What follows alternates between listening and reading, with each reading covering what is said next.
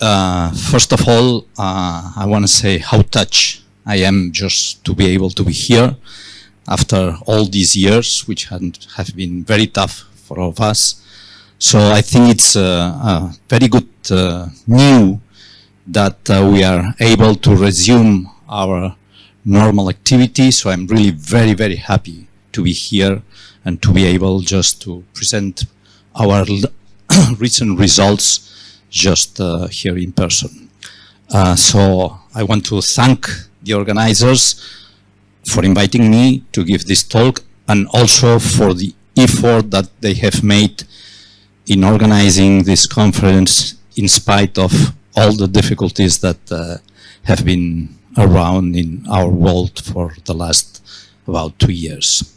Well, having said that, I will start with my presentation, which is entitled Multicaloric Effects in Magnetic Shape Memory Alloys. Actually, what I will present is basically a part of the PhD thesis from Adrià Gràcia Condal, who actually is the man who has done almost all work. And this is a collaboration with the group in Germany and the Chinese group in Ningbo. Good. So what do we understand as multicaloric materials? Well, multicaloric materials are materials that show thermal changes that can be driven simultaneously or sequentially, doesn't make difference, by more than one type of external field. So we are familiar with magnetocalorics, in which we have systems that have thermal changes when we change a magnetic field. Xavier nicely showed us other kind of caloric effects, which included electrocaloric materials, which are driven by electric field, and then elastocaloric and barocaloric effects or materials which are driven by mechanical fields. These have the advantage of they can be driven by more than one field, and this is more fun. So I'll give you an example. If you have this thing, you have a lot of fun. You can imagine that you're changing one coordinate. This would be one field, let's say a magnetic field, electric field, or whatever.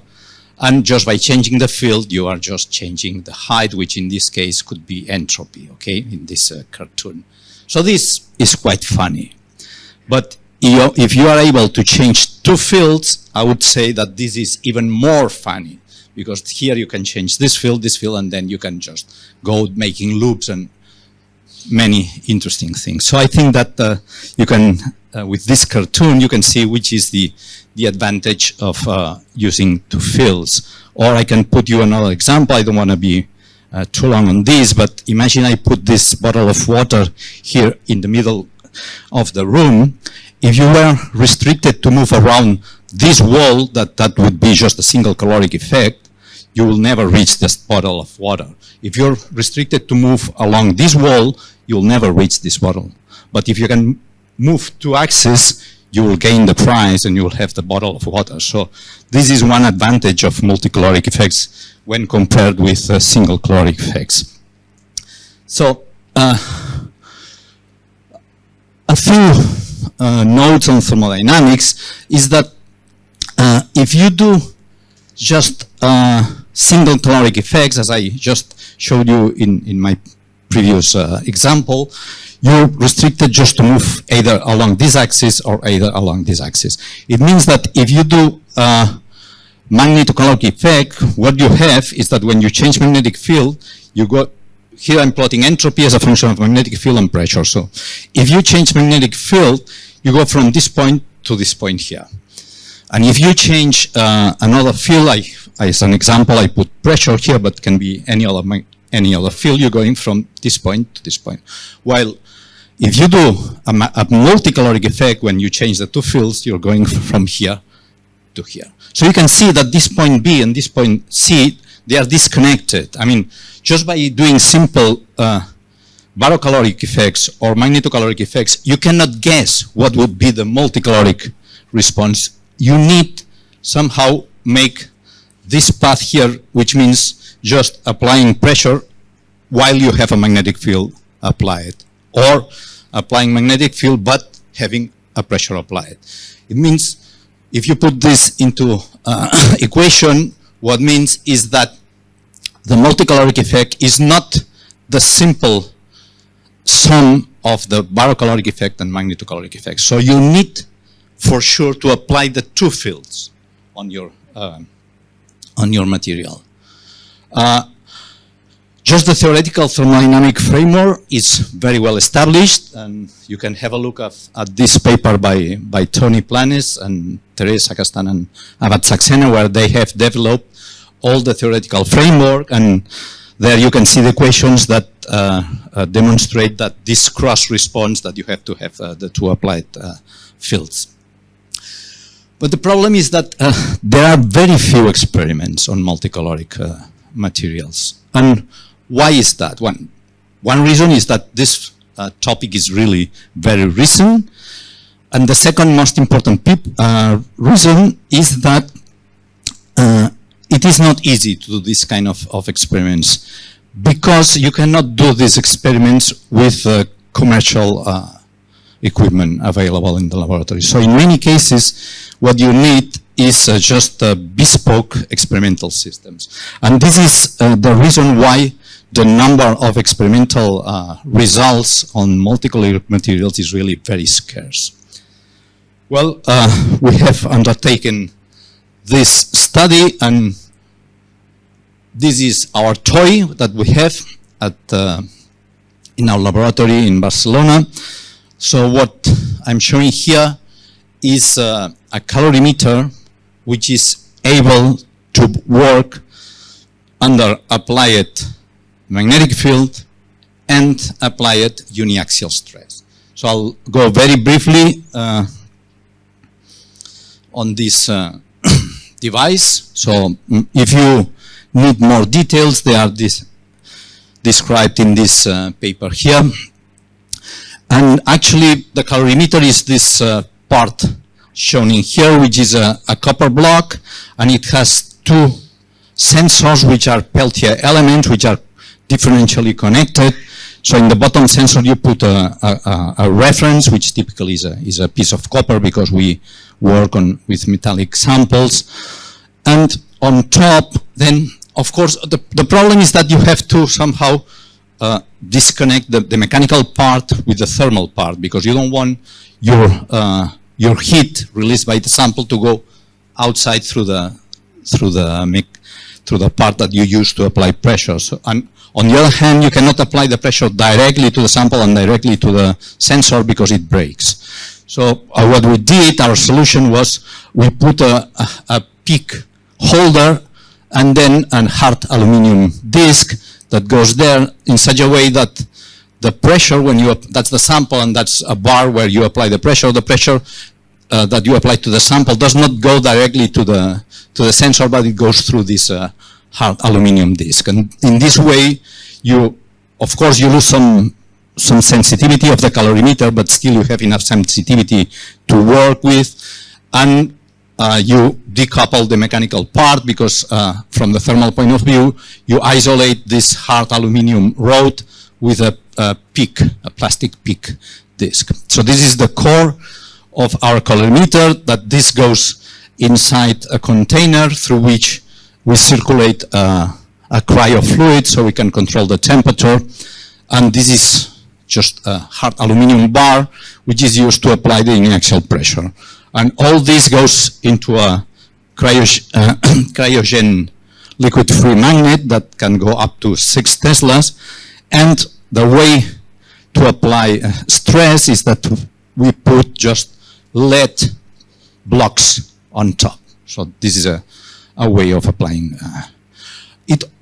The system also enables to measure strain, because here, I think it's not clear in the picture, but we have an LVDT sensor. So we are also able to measure just the strain changes during the transition of the sample. So this is the system that we have. And with this, we have measured calorimetric curves under stress and under magnetic field. This is the range of magnetic fields that we can apply, and we can apply forces up to, well, about 100 kilos. I wouldn't go up to 1. And the temperature range is in the range 200 to 400 Kelvin. So with this system, we studied 2 different samples, which are representative of different families. This is what we call it non-synergic caloric effects, and this is synergic caloric effects. I'm going to tell you what do we mean by non-synergic and synergic. In this case, in nickel manganese indium, this system has an inverse magnetocaloric effect and a conventional elastocaloric and also barocaloric effects. It means that here, when you apply magnetic field, the entropy increases, while when you apply stress, the entropy decreases. So the 2 caloric effects are opposite one to the other. And this is what we call non-synergic. So in this case, applying magnetic field and uniaxial stress may even lead to the singular fact that nothing happens, okay, because one counterbalances the other. There is still some interesting ways of devising specific paths of stress and magnetic field with which you can take advantage of the multicaloric response of this material. If you are interested, you can just see the data in this recent paper we published last year.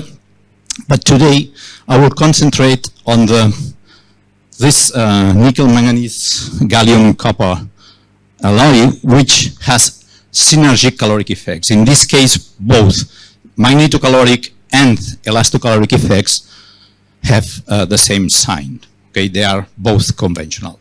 So I'm gonna, from now on, I will just show the data we obtained with this material. So that's the sample we selected. It is known that when you dope nickel manganese gallium by copper, you substitute manganese by copper, what happens is that the monoacidic transition increases as you increase the doping, and the Curie point decreases in such a way that you reach a triple point where you have a coupled magnetostructural transition from a paramagnetic austenite to a ferromagnetic monazite. And the sample we selected is the one which is indicated here, and this is some magnetic data at low field, relatively low field, and high field. So the sample is the one which is in blue, which undergoes a monoacidic transition from a paramagnetic to a ferromagnetic monazite. And okay, these are already the data we obtained. I wanted to show you just the raw data. These are just as they come out from the calorimeter. I mean, this is the recorded curves as they are. Of course, they are not as good as a commercial DSC, but still, I mean, they are quite good. This corresponds to heating, this corresponds to cooling, this is for zero stress, and this is for 20 megapascals. We restricted our study to low stresses because we didn't want to break the sample. So with these curves, one thing you can identify is just the transition temperature. So an easy way of just characterizing the transition temperature is just taking the temperature of the calorimetric peak. And if you take all this data for all magnetic fields and for all applied stresses, you can build up this kind of a phase diagram which shows the transition temperature as a function of magnetic field and as a function of stress. So the blue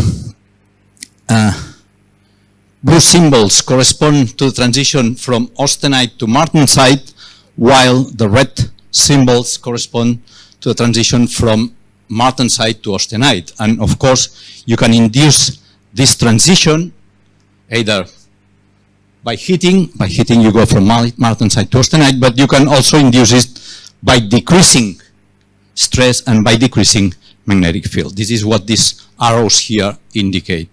And just the the forward martensitic transition from austenite to martensite, you induce it by cooling or by applying stress or by applying magnetic field. So you can cross this. The planes are the best fit to the data, so you can cross these planes either by just decreasing temperature, applying magnetic field, or applying stress, and the other way around. And this region in here is the hysteretic region where the state of the sample is history dependent. Well, these are the ranges of how the transition temperature shifts with magnetic field and with stress. I didn't mention, but I thought it's clear enough that in this case, magnetic field increases the transition temperature, and also stress increases the values of the transition temperature. Then you can just baseline correct the colorimetric curves, and with these corrected curves, you can integrate them, as shown in here, and with this, what you get is the transition entropy change. And you can then make also a plot of the transition entropy change as a function of stress and as a function of magnetic field. And in this case, what you see is that the transition entropy change is field dependent and also stress dependent, and it decreases a little bit with increasing both stress and increasing magnetic field. Good. So with all this information at hand, actually what we want to do, I just remind you that what we are interested is in computing the multicaloric response. That is, what we want to know is the entropy change and the temperature change which is induced by application of both stress and magnetic field. So to do that, what we have to do, what we will do is what is called the quasi-direct method, that in which, using the colorimetric curves, you build the entropy curves. Okay, so very briefly, I'll go with this. This is a sketch of a colorimetric curve, which can be under stress or under magnetic field or under both. And this is the specific heat that we measure it separately with another experimental system. So with this, you can just build this kind of curves just before. I'm illustrating here for heating, but you will have something which is equivalent by cooling, but I will just illustrate it here by heating. So this is in the martensitic phase, so the entropy, you obtain it just by integrating the specific heat divided by temperature in this range. And when you are in the austenitic phase, again, the entropy, you obtain it just by integrating the specific heat of the austenite. Okay? And in this region here, just because the phase transition takes place, you have to take into account the latent heat. So the entropy in this region here is the contribution from the specific heat plus the contribution from the latent heat. And the contribution from the specific heat is the average value between the specific heats of martensite and austenite, where X is the transform fraction to austenite. Okay? So this is a way of obtaining these entropy curves. And by doing this, once you have your entropy curves, you can do this for different values of the applied field, because you have your colorimetric curves at different values of field and stress. So in doing this, this is an example from the austenite to martensite. At zero field, you are here, and when you apply a field, actually your system goes from this point to this point. If you do it adiabatically, and it goes from this point to this point, if you do it isothermally. So this is the way to compute the adiabatic temperature change that you have when you apply the field, and the entropy, the isothermal entropy change when you apply the field. So just by building these entropy curves, you can get just the caloric effect. I will go a little bit fast with the results. So this is the curves we obtain in the absence of stress for different magnetic fields, and just by subtracting these curves, we have just the magnetocaloric effect. This is entropy change. This corresponds when you apply field, and this corresponds to removal of the field. And this is the adiabatic temperature change, just applying field and removing the field. Okay, this is you can do similarly. This corresponds to the curves in the absence of magnetic field for different applied stresses. And again, you have just this is the so-called elastocaloric effect, isothermal entropy change, adiabatic temperature change, applying stress, removing stress. To make it shorter, I will just concentrate on these effects when you apply the field and when you apply the stress, but similar things can be derived for the removal of field and removal of stress. Some numbers here. When you apply a magnetic field of 6 Teslas, you have an entropy change of about 23, which is not bad compared to typical magnetocaloric materials, and an entropy change of 6.7 kelvins, and the elastocaloric effects for 20 megapascals reaches these values here. Well, however, we have only data for the particular set of magnetic fields and stresses that we have applied. And what we would like, remember the bottle of water, we want to cover the whole space. So we want to go to any point that I want to go in the phase space, magnetic field, and stress. So for that, what we need is some kind of modeling of our data. So, and this is what we did. So the entropy curves, which are represented here as a function of just referred to a certain reference value, are computed as the integration of the specific heat. This is similar to what we did before, but now in the transition region, what we take is just the transition entropy change and a function that is proportional to the amount of the sample that has been transformed. And to this, we already have it. This is what we derived.